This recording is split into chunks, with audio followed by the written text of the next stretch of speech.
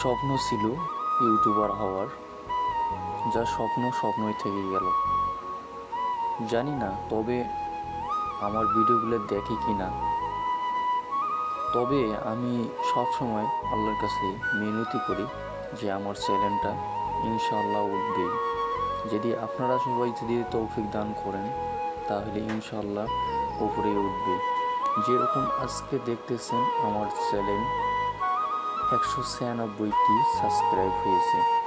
আর যদি আপনারা পাশে থাকেন তাহলে ইনশাআল্লাহ পরের দিন কে হয়ে থাকবে। আর স্বপ্ন যদি বাস্তব হয় ইনশাআল্লাহ আপনাদেরকে সবাইকে যা পাবো তাই দেব, এটাই আমার প্রতিজ্ঞা। স্বপ্ন থাকলে বাস্তব হবে কিনা তবে এটুকু আশা করি সবাই শেয়ার করেন।